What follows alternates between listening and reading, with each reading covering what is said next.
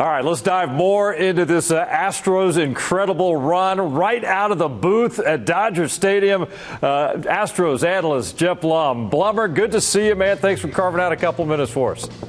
No, I appreciate it. Yeah, it's a getaway day, so we got some time to kill. But, man, I'm still trying to absorb what just happened in the last 3 days. Amazing. And we were joking in the newsroom earlier today as well. We knew when they went on this road trip, this was a family week trip. Can we do more of these and get the results we're getting here?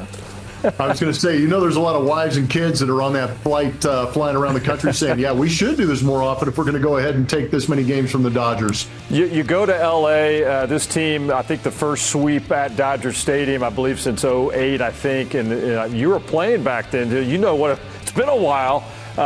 Man, you go to their house, you send a message to the Dodgers that, hey, you got to play a lot better to beat us. What does this weekend mean for the Astros? I think it's an exclamation point on what has been a very good 2 weeks for the Astros because, we knew they were playing well and we knew that the American League West division was the Astros to go out there and win. They took control of the American League West, but then they move into a situation where everybody across the country says the National League is a superior league. And then they run through the National League East division leaders in the Philadelphia Phillies, taking 2 out of 3 from them. Then they get the National League Central Chicago Cubs, who lead their division, and they take care of them, winning that series. And then heading into here, like you said, heading into enemy territory where there's a lot of history between the Dodgers and Astros. Yeah. And they come in and take the National League West down by sweeping the division-leading Dodgers. I think there is a statement that has been made with the Astros in the last 2 weeks, and everybody better be listening. This whole stretch, much of it lasted, let's say, the month, but on and off all season long with the injuries they've dealt with, the losses they've had.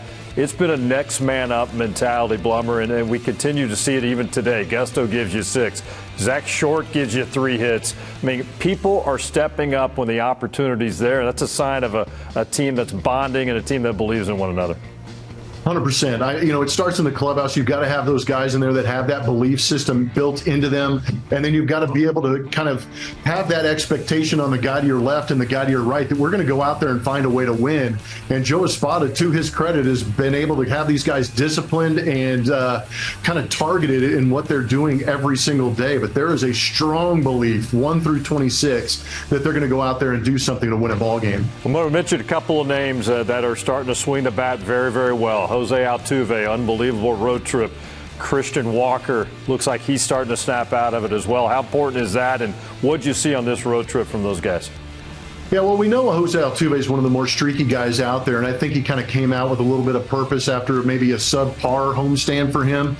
But he started raking the ball, and he gets a lot of hits in bunches, and then you put him in an atmosphere like Dodger Stadium, where I think he really does. He'll never admit it, but I think he does thrive in situations where fans are booing him a little bit more than normal, and he likes to go out there and prove to them that it had nothing to do with whatever is in their imagination. He's a damn good hitter, and he's going to go out there and get hits, and I think that a lot of us were kind of waiting for Christian Walker and Yainer Diaz to kind of show up and put up numbers like they have in the past. And we saw what a lineup can do when you have those 2 guys producing along with Altuve in that lineup. You're now approaching the All-Star break. You're coming home for 6 now.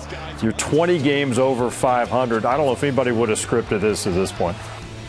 No, not at all. It's kind of crazy. I think, when the season broke and you knew you were going to have Tucker and Bregman in that lineup, but you were going to have a healthy Yordan and Altuve, and you kind of said, 88 to 90 wins would be the number. But now that we've got a pitching staff that is pitching the way they are and you're getting enough hitting to go out there and win ball games, now that number jumps 10. Now it's around 98, 99 wins for the Astros at the end of the season on the pace that they're on, and they're going to continue to run away with the American League West. But, yeah, they are far exceeding all expectations. And like you said, after the All-Star break, who knows? You start getting some of these big names back in. Yeah. Can they get better? Well, it's going to be a fun stretch of the season still ahead. And, man, what a run it has been. 20 games over 500. Astros looking really good right now. And you guys are going to have a happy flight back from L.A. We'll see you at Dyke Park. As always, Blummer, thanks for the time, man. Appreciate you. Always appreciate the opportunity. Great talking with you, Randy.